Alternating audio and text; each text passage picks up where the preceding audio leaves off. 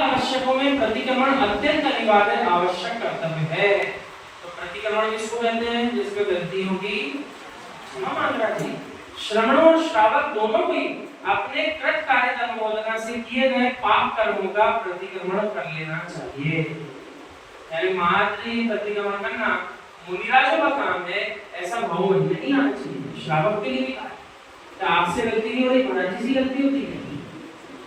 वे तो अपनी गलती, एक ही गलती की क्षमा कितनी बार मांग रहे हैं जीवन भर में? 7 बार। एक गलती की क्षमा जीवन में कम से कम 7 बार मांगते हैं, कम से कम है।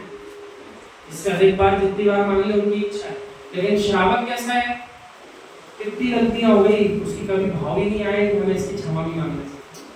कब से हो रही वो गलती? अनादिकाल से चली आ रही।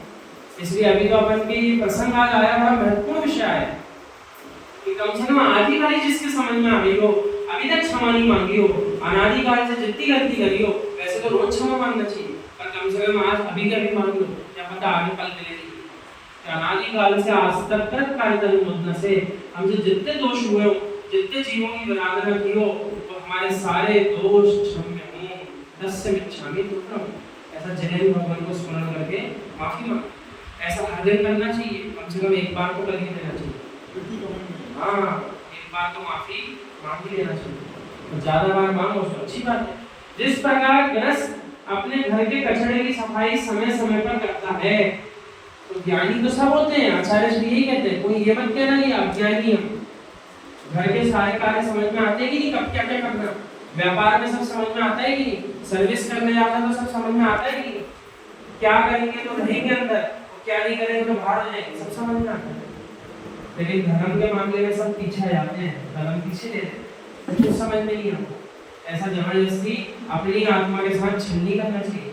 ऐसी भावना होना चाहिए, जब पहले भी अनंतानंद जी सही ज्ञान प्राप्त करके अपना कल्याण कर गए, यदि मैं भी ऐसा पुरुषार्थ कर लूं तो कौन सा नया काम हो रहा है। हम तो अपने छात्रों को भी ऐसे समझाते हैं कि आप ही कठिन विषय को देख करके ये मत सोचो हम बहुत जटिल कार्य कर रहे हैं, जीवन में पहली बार कोई कर रहा। आपसे पहले हजारों जीव ऐसा करके पढ़ के निकल गए। समाप्त करना प्रतिक्रमण है, ना कि उसको बढ़ाना प्रतिक्रमण। उसी प्रकार धर्मात्मा, अनुव्रती, श्रावक और महाव्रती मुनिरा दिन में 3 बार प्रतिक्रमण करते हैं। तीनों के नाम सुनिए, दैवसिक, रात्रिक और इरियापति। 3 प्रकार से दिन भर में अपनी गलतियों की क्षमा मांगते हैं। इसके अलावा भी जितनी बार शुद्धि करने जा रहे हैं, लघु शंका, दीर्घ शंका, आहारचर्या के बाद सारे कालों में भी क्षमा मांगते हैं। जब अपन पीछे रहने के लिए इंतजार करते हैं ना, तो सब प्रतिक्रमण कर रहे होते हैं। आज की आहारचर्या हुई, कल तक के लिए कोई भाव ही नहीं है हमारा आहारचर्या करने का, इसकी भी क्षमा मांगे। कल तक भाव नहीं है हमारे, आज भी जो दोष लगे वो सब हमारे मिथ्या हों। जितनी गलती होती है अपने आचार्य परमेश्वरी को जाकर बताते हैं आहारचर्या के बाद।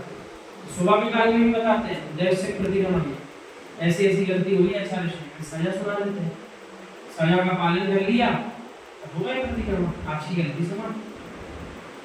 दिन में हुए दोषों के निराकरण के लिए